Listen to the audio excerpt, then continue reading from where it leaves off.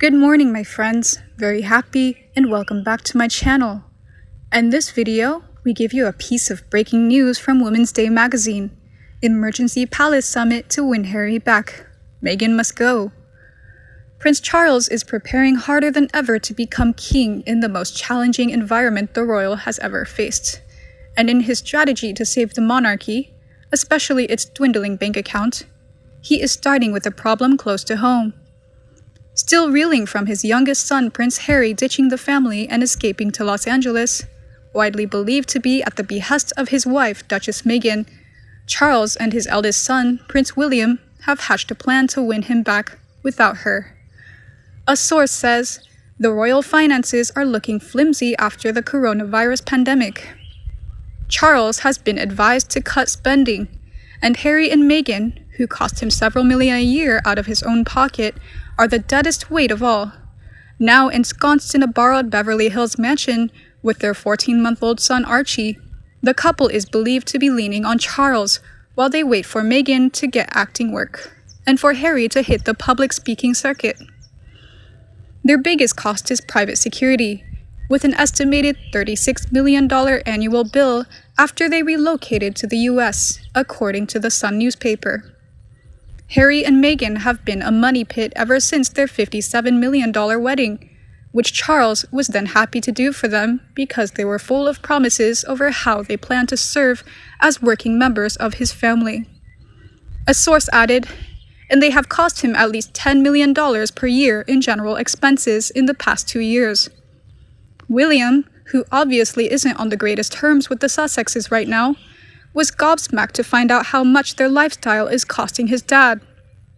He thinks that money could be better spent elsewhere, and has sat down with Charles to crunch the numbers in what royal courtiers are calling a summit of high importance. Court documents released last week reveal the Duchess is claiming her multi-million-dollar wedding raked in $1 billion for the British economy. Comments that outraged the public at a time when the pandemic is stealing jobs and destroying lives, and they only angered William further. The source explains, William and Charles, who both foresaw problems with headstrong Meghan, feel like the answer is very simple: cut off the cash flow. They're banking, so to speak, that they'll convince Harry to return to them, and they'll welcome him and Archie with open arms. Having Harry back in England using federal resources available to working members of the family is much more cost-effective for Charles than having him mooching around Los Angeles. Money isn't all Prince stands to lose. After Meghan recently broke the cardinal royal rule and started speaking out about politics, the Queen is considering asking them to step down as president and vice president of her Commonwealth Trust, reveals a source. They're well aware they can't be the face of one of her charities while making their political beliefs known so blatantly. Charles is finding it harder and harder to justify funding their lives, and really, all he wants is his youngest son to return home.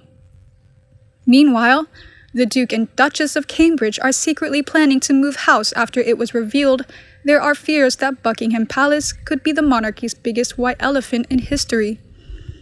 Insiders say the 94-year-old Queen may never return to her London residence after she moved to Windsor Castle to isolate against the pandemic. Prince Charles has made it clear to aides that he intends on remaining at Clarence House, the main home to both him and his wife Camilla, even when he becomes king. The only person who's not thrilled? Her sister-in-law Meghan. She's laughing about it to friends. She says Buckingham is awful, draughty and gloomy, says a source. Of course, she could just be jealous. She hates that Kate will one day be in charge as queen, and knows full well she won't be welcome at either Buckingham or Kensington, given the way she's carrying on. Kate won't stand for such nonsense.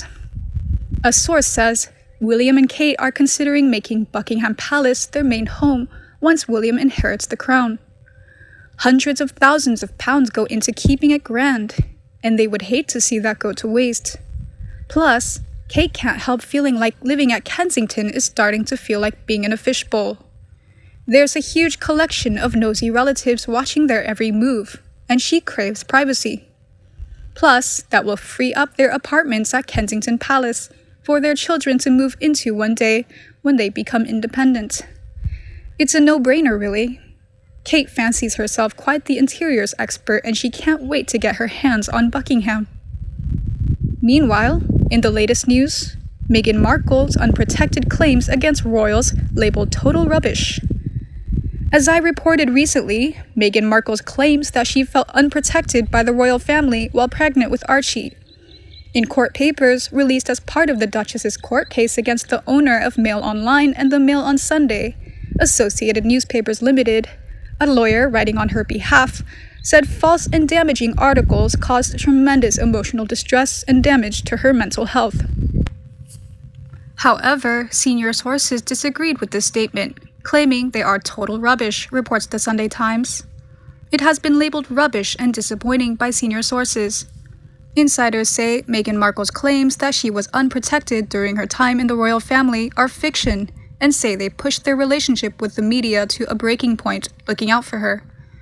The documents added, as her friends had never seen her in this state before, they were rightly concerned for her welfare, specifically as she was pregnant, unprotected by the institution, and prohibited from defending herself. But one told the newspaper, "It's a ridiculous claim. It's so bloody disappointing. The institution was doing everything in its power to support her. Everyone was trying to help." Another described it as fiction and galling, saying the palace rebutted every unfounded story they possibly could within reason. They also said they stretched their relationship with the media to a breaking point in doing so. That girl just won't stop. She decided to go, but it is still whimpering about the royal family. What they did and what they didn't do for her. Give us a break, Megs. Just sick and tired of the constant whining. This isn't going to end well for poor old Meghan. She is a total nutter who thinks the world revolves around her. Harry, you should have run a mile as everyone told you to. Time to get rid and jump ship before she drags you down with her. She is causing chaos and throwing her dummy out of the pram because she isn't getting the media attention she thinks she rightly deserves. She is lying, fame-hungry, and thinks the world owes her a living. Meghan is taking legal action against Associated Newspapers Limited over its publication of a private and confidential letter to her estranged father Thomas Markle. The court documents also claim the couple's royal wedding in 2018 raised €1 billion in tourist revenue. This figure has been previously refuted by consulting firm Brand Finance, Mail Online reports, with a figure of €300 million closer to the mark.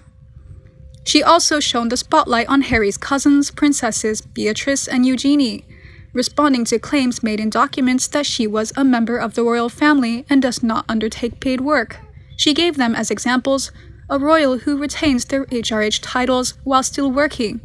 The documents state, "It is this denial by the defendant which was gratuitous and wrong, as several members of the royal family do in fact undertake paid work, including, for example, Princess Beatrice of York, Princess Eugenie of York, and Prince Michael of Kent." However, this source is also angry and said, yes, Eugenie and Beatrice had paying jobs, but they worked for organizations that paid them a salary in rather low visibility roles, and weren't looking to cash in on their status as royals. Meghan wants to be out there on center stage as a royal and then wants to earn the big bucks from other deals. Now we read that she and Harry want to raise money so they can be philanthropists. What? They want the likes of you and me to give them money so they can give it to charity and claim they're philanthropists? This is as phony as that one stint delivering food that they milked for weeks, for all it was worth. Diana knew the royal family for years and knew exactly what she was getting into, but she thought she would be able to manipulate everything in her favor, just like her ancestors tried and failed years before. Now Meghan thinks she can manipulate the situation. She shall fail. And many fans also slammed Meghan, a fan wrote. Markle is bitter and twisted and does not like it when she is not the center of attention. All the stories and lies she is making up. Meghan is so full of herself that it stinks and smells the world over. Those who can't smell it must be noseblind. Excuse me, I recall this person flying to the USA to attend a baby shower. She did not seem to be concerned about that trip and without her husband. The second added, I like the unhealthy obsession with Meghan and Harry. It's a welcome and healthy distraction from the horrors surrounding us. Thank goodness for the joke of Meghan. Jokes always hide the awfulness of reality, and she really is awful. But the third said, who cares about Meghan Markle? I'm not a fan of the royal family, but it's starting to sound like another episode of the Kardashians. The whole thing is doing far down the list of being important that is hardly worth the column space. And you? What do you think about my news today? Please let me know in the comment section below and we can discuss. Don't forget to like and share my video for anyone you think will be interested. Also, subscribe to my channel to get the latest news from the royal family. It's time to end my video. Thanks for watching, goodbye, and see you in the next video. Meghan is a materialist, but unfortunately, she cannot afford to buy her dignity. Dignity is stolen by a dog. She was on her way to finding herself in the past, innocent and lovely of 20 years ago.